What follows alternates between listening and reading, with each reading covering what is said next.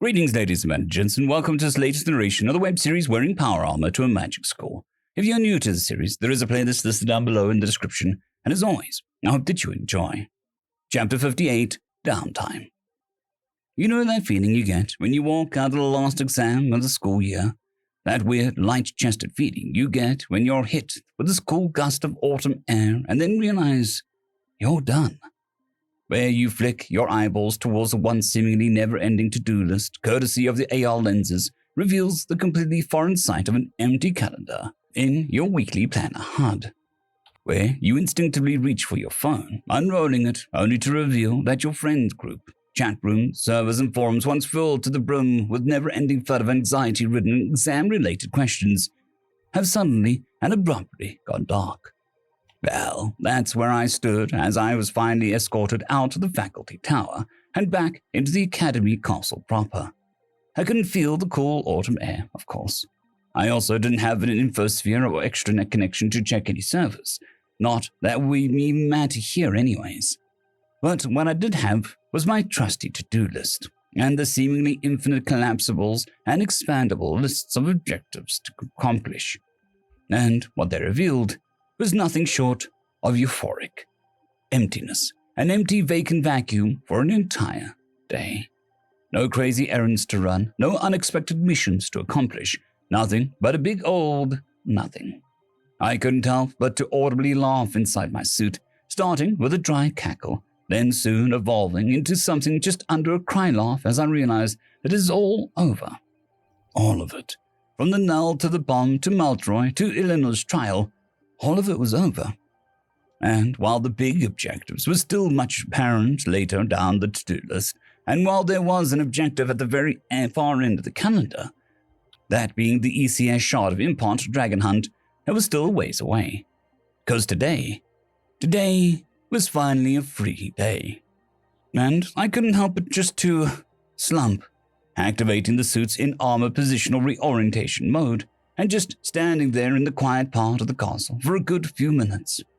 I felt so light. I felt so weightless. I was free. And now it was time to enjoy that freedom while it lasted, before classes started up tomorrow. Dragonheart Tower, level 23, residence 30, local time 1200 hours. Emma Booker. I arrived back at the dorms with a skip in my step, or rather as much of a skip that was possible inside my suit. The room had never looked so inviting, what with the afternoon sun lighting it up and a bright yellow warmth that would have been perfect for Bum Bum to laze around if she were here. It was insane just how much your mindset could change the way you perceived the outside world, because right now, I was seeing the place with an absolutely different light. Gone were the anxieties related to setting up the tent and hoping everything worked, and gone was the constant stresses of dealing with the subterfuge-related crap the discount Cobalt was up to. Now, I could finally enjoy the room without anything else getting in the way of it. What's more, I finally had something to look forward to. Actually talking to the friends and newfound allies I'd made under pressure, forged in the fires of adventure. It was time to just talk for conversation's sake. To begin the mundanities of college life, along the added bonus of potential inter-realm diplomacy. The latter was definitely how I'd be framing it when I got to writing the weekly report I'd been putting off, at the very least. Note to self, classify any and all casual banter between me and the rest of the gang as, quote, spontaneous interpersonal dialogue with the intent of furthering macro-political transdimensional diplomacy via informal context, dependent topical discussions, fostering an environment of goodwill and trust in the line of SIOP recommendations. I spoke with a faux official tone of voice, more or less channeling my inner Dr. Rosling and imitating the way the sociology department scientists spoke to one another whenever they were going full academo speak. A full year of constant exposure to them was enough to imbue my brain with that manner of speech, which made me wonder, would a full year at the academy do the same to me when it came to fancy noble speak? That line of thought was quickly and thankfully interrupted by the clack, clack, clack of the familiar sounds of the bare talons against the wood and stone floors of the room. This was followed by the thump-thump-thumps of Thalman's battle-grade boots and the surprisingly silent appearance of Eleanor, as I began to notice that he had a strange and almost uncanny ability to walk without generating any distinct audible footsteps. All three found themselves facing me down in the living room, all three standing with varying levels of nervousness hidden underneath their own unique forms of social masking. Thasia with a resting regal face, Thelman with a more friendly expression of excitement and candor, and Eleanor by looking eternally miffed. It was as if he was eternally stuck with an expression of mild inconvenience. "So how'd it go?" Thelman was the first to break the silence, his two almond-shaped amber-yellow eyes giving off major friendly vibes despite the excitable open grin that placed his razor-sharp teeth on full display. "Well," I began cryptically, exaggerating my syllables, pausing for effect, all with the intent of teasing the group more than anything. "Out with it, New Realmer," Eleanor interrupted abruptly. "Have you or have you not succeeded in drawing out the man's ire, all at my expense?" The small thing was still very clearly on edge following the apprentice's announcement over breakfast, an announcement made just prior to me diffusing the whole investigation situation. Thump. A series of 3 distinct rocky knocks rattled the room as my conversation once more found itself derailed by an outside force. I hitched up my breath, a sense of an all-too-familiar nervousness suddenly overtaking me. But just as suddenly as the gut-churning pit-forming sensation came, so too did my rational mind pierce through the vice grip. There was no reason to panic. And even if there was, I'd end up going through the same motions anyway. So with another breath, and with that realization in mind, I headed over to the door, much to Eleanor's growing nervousness. But unlike his jitteriness, I both reached for and swung open the door in one smooth motion. This revealed not another faceless danger or the return of a certain null, but a gargoyle and a familiar one-bandaged apprentice who greeted me with nothing less than a warm smile. "I apologize for any interruptions incurred by my unannounced intrusion, but I have a letter from the Dean himself, a letter addressed to the Dragon's Heart Tower, Level 23, Residence 30, to be delivered post-haste." Lariel spoke with that air of officialdom, still with a tight voice, but now without that overtone of annoyance that had colored our first interaction on the first night. I received the letter, opened it to reveal something unexpected, but something that I should have expected given the magical shenanigans of the Academy. On the paper was what looked to be a moving e-ink-like video of the Dean, except instead of addressing me outright, the message it first conveyed was bordering on being offensive. "I am sorry, but I must remind students that all messages must be opened by your own hands and not the hands of your inanimate servile constructs." Ariel couldn't help but give me a small twinge of an apologetic look upon overhearing this, as she quickly tapped the letter with a finger, prompting the now static image of the Dean to reanimate to life, this time with a less dismissive look on his recorded face. "To all students, the culprit has been apprehended. The situation has been rectified. All is well. Carry on and rest well for the start of your journey." "Thank you, Apprentice Lariel," I responded with a cheery chipper-ness in my voice.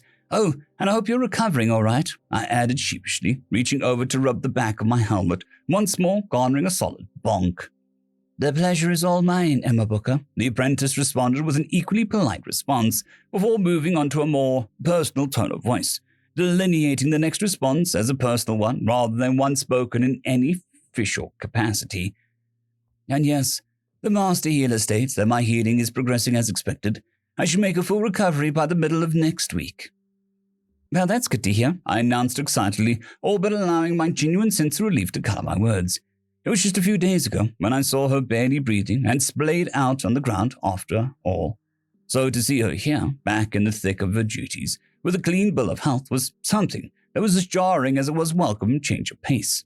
"And again, thank you for everything," I added with a bright smile, subtly hinting at the help I received from her before garnering yet another polite nod.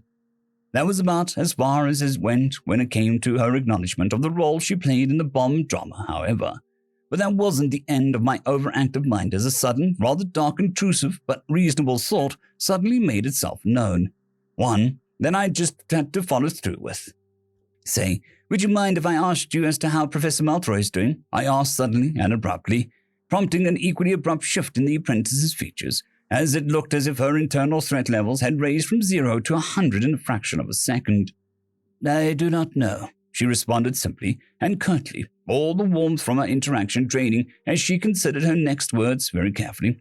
Moreover, I am not at liberty to discuss the personal affairs of the faculty and staff, Emma Booker, so I must apologize for being unable to fulfill this point of personal privilege. No, it's fine. I was just curious, I replied amicably, ending the brief moment of tension, marked by a relieved exhale from the apprentice. Till we meet again, Emma Booker, and hopefully on increasingly better and more cordial terms. She spoke with a short bow, before stepping away from the door and moving on just as quickly. I quickly peered out the front door to see her all but repeating the same motions on our next-door neighbor. A neighbor that was, surprisingly, someone I immediately recognized from yesterday's assembly. Entity IFF confirmed A72 Athlon Escella, Rontalis Realm, neutral. It was the skittish, ferrous-like merchant noble. He poked his head out after receiving a similar letter from the apprentice, though even that benign motion was undeniably cute given his body morphology. His neck and torso being almost one and the same made it seem like he had forever extendable upper body that just continued extending further and further into the hallway as he turned his slinky body towards my dorm. This was clearly done with a purpose in mind, however, as with a nervous smile he waved me down politely. I managed to exchange a warm, polite smile, only to just quickly realize that all he saw was a neutral, unflinching, featureless helmet that stared him down without much in the way of emotive nuance. It was probably because of that he slowly and cautiously began inching his long, extended neck torso back into his room, before gently closing the door behind him with a soft ka-thunk. Reminder, A72 Athlon Escella has requested a date and time for a meeting over the undisclosed subject matter. A small notification popped up in my right-hand corner, prompting me to respond with an instinctive blink of acknowledgement. Delayed for now, we'll put that under secondary objectives for next week, provided, of course, that primary objectives and studies don't overwhelm me. Acknowledged. With the interruption doubtless, I finally closed the front door shut and turned back to the rest of the group. Eleanor, at this point, was once more absolutely fuming, his cheeks intermittently shifting between a ghostly drained pale blue and a sickly vibrant turquoise, as if shifting back and forth between dread and utter fear. "You, Elma," he uttered sternly, to which I refused to reply until he finally relented with a little stomp of his feet. "Emma." "Yes, Eleanor?" The letter. What does it say?" he managed out under a smoke-filled breath. "Oh, this," I held it up teasingly, before committing to a little tomfoolery, as I folded it in the form of one of humanity's oldest viable designs for unmanned, unpowered, monocoque flying machine, a paper airplane. Catch, I flung the thing with just enough force, and with the precision of an AI-assisted launch, that it began flying in loops above the Venerian's head. The little thing reached up, jumping as he did so, before another burst of mana radiation made itself known. Alert, localized surge of mana radiation detected 150% above background radiation levels. A small gust of wind suddenly appeared out of nowhere, sending the folded letter flying even higher as if it had just picked up on the jet stream. The source of the second wave of tomfoolery was obvious enough to the toothy grin, and the puffing of his chest didn't really give it away, as Thelman continued to huff out faint magical gusts of 20 or so seconds before finally relenting. "You will pay for this," Eleanor seethed from two very smoky nostrils, as he finally leaped up just high enough to reach the letter, unfolding it to reveal the hard-earned results of my work, coming in the form of that recorded message being replayed again for all to hear and see. His hand soon began to tremble as an honest-to-God smile began forming on his face. A smiling, happy, and healthy-looking Eleanor was definitely something I hadn't yet seen. But here it was, on full display, as he let out a long, sharp exhale before finally letting out a controlled burst of fire. Alert, localized surge of mana radiation detected, 300% above background radiation levels. The red and orange flames immediately eviscerated the small piece of paper pinched between the Venerian's fingers, his hand seemingly impervious to the lapping of the flames and the superheated object between them. Though they didn't have much time to continue holding onto it, as what was previously the letter fell through the Venerian's fingertips like sand, before landing on the floor in a heaping, smoking pile of ashes. "May I ask why you had to do that?" I asked through questioning sigh. "Satisfaction, you Elma. I wouldn't expect you to understand my draconic ways, of course. Eleanor responded with his expected pompous flair. Well, whatever's the case, that's 2 things you owe me for now, I suddenly chimed in, eliciting a befuddled expression from the Venerian. What? The little thing retorted indignantly with an audible snap of his jaws. Well, judging from yesterday's letters. I'm assuming that you had trouble burning letters to a crisp, I spoke nonchalantly, before pointing to the pile of ash and small trail of smoke rising from it. That seems to be a marked improvement from yesterday, if you ask me, but hey, I'm not an expert on your draconic ways, so who am I to cast judgment? It is wise that you acknowledge your limitations, Emma Booker. Eleanor responded, but instead of his usual jabs, this one was weirdly positive coming from him. Sure, I was acknowledging my self-deprecating statement, but it was done with a positive slant to it, something that was already leagues beyond his blatantly antagonistic tendencies when we first met. This observation was quickly backed up by more of what he had to say. But despite your lack of expertise and your novice observations, you are indeed correct. My flame has truly returned to its draconic glory, he announced proudly, placing both of his hands against his hips with a little swing of his torso, timing that movement exactly with a swish of his mauve cape. Well, I was satisfied by this. It seemed as if Thelman wasn't happy with the half measure as he let out a threatening dulcet growl, prompting the Venerian to shudder instinctively in response, before letting out a sigh and an annoyed glare.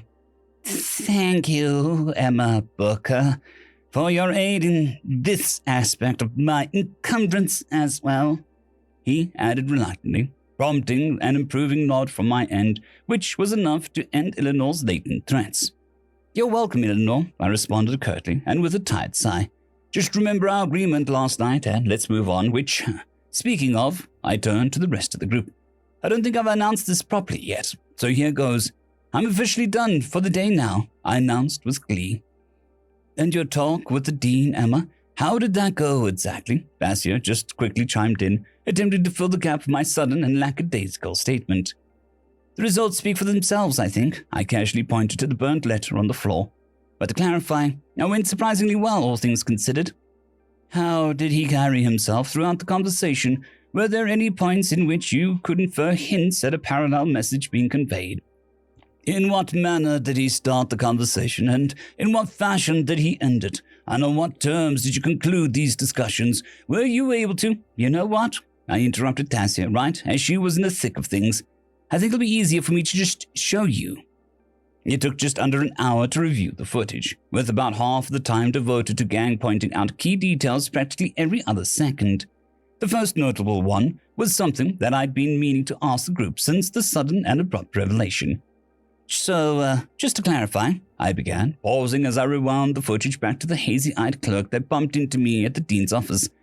What exactly is navigation by stream? Is it literally like an extra sense that you use to navigate with when your vision is preoccupied with something else? Using your mana sense, sort of like a LiDAR? Vassia and the rest of the group could only stare blankly at the end of the questioning statement. They were definitely following for the first half, but sort of just dropped off the sheer cliff at the end. LiDAR? Thalman attempted to replicate what I just said. No, foolish prince. She clearly said lidare. Eleanor promptly chimed in with his signature smug grin. Okay, bad analogy. Let me rephrase. Is navigation by stream literally just replacing your normal visual senses by using your ability to sense mana to sort of visualize the world around you, determine the placement of objects, obstacles, paths, and so on and so forth by how the mana streams interact with objects within the given space? Yes, Vassia announced with a resounding, conclusive yet somewhat perplexed tone of voice, as if she wasn't expecting me to grasp it that quickly. I am assuming your people have some sort of equivalent, despite your mannerless nature. Perhaps this LiDAR being an innate acoustic ability of yours? Close, princess, I nodded. We do have an equivalent, and indeed multiple equivalents of this concept, except we don't naturally possess any of these abilities. Those latter words seemed to immediately set something off in the princess's head, as her eyes once more entered a signature light bulb stare that had become increasingly more frequent with each passing day. The same couldn't be said for Eleanor, however. So, no acoustic equivalent like those lesser Avanar, Eleanor concluded with a narrowing of his eyes. I don't know what a lesser Avanar is, but no, we don't possess that naturally. And no underwater equivalent of such an ability as well? He continued, as curiosity started to color his words. No, but we do have animals back home that can do that. And no other innate abilities other than basic sight and sound by which you navigate the world around you? No, just regular old color vision and a decent hearing range. I paused, before turning to Thalman. And probably way less of a range than what our mercenary prince friend here is capable of.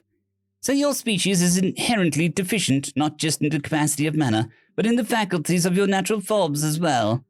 I let out a sigh, as Eleanor once more marched, whether by intention or not, straight into his mightier-than-thou territory of speech.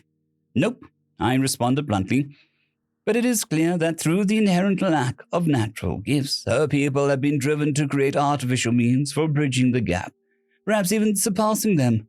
Thassia spoke plainly, simply, matter-of-factly, as if once more coming upon another realization. Being unsatisfied with their station in the natural order, they chose to dictate their fate through the purest form of sapient expression, innovation, and creation. I don't see how you could come to that conclusion. Her very purpose here is a mannerless being necessitated the creation of an artificial means of overcoming those deficiencies inherent in her species. Thassia shot back without even an ounce of hesitation.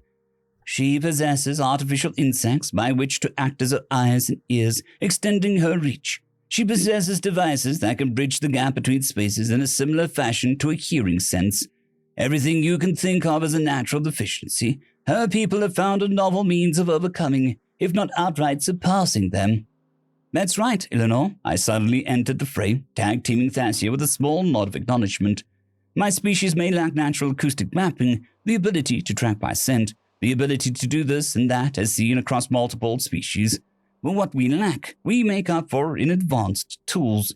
Tools that allow us to see even in the darkest of nights. Tools that allow us to pierce through the seemingly impenetrable abyss of oceanic expanses. Tools that allow us to pierce into the heavens themselves. And finally, tools that allow us to replicate navigation by stream. That is why I assume you were able to grasp the concept so quickly, despite being mannerless and lacking any natural equivalent to the concept. This, LiDAR being another tool which all but achieves the same ends, Thassia added with a questioning gaze. Precisely, Princess.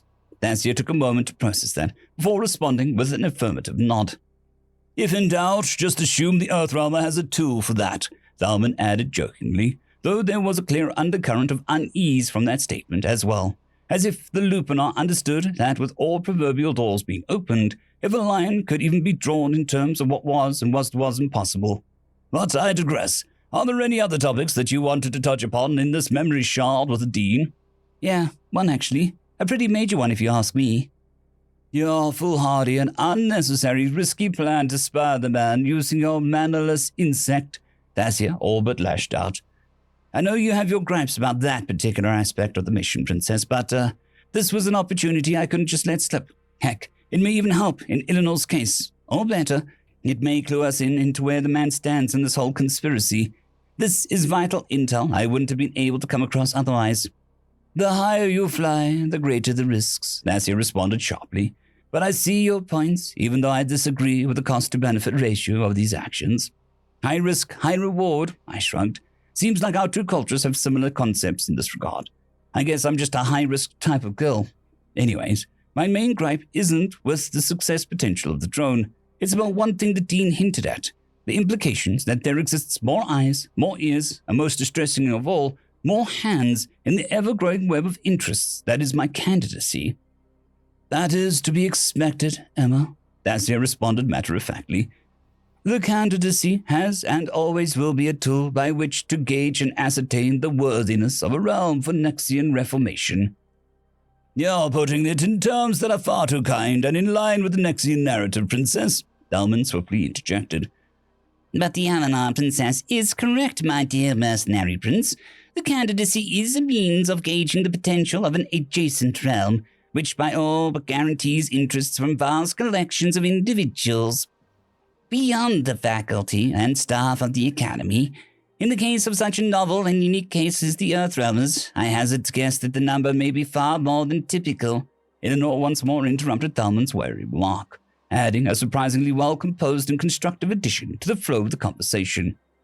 Right, okay, I acknowledged to the inputs of the three, nodding along with their respective takes on the situation.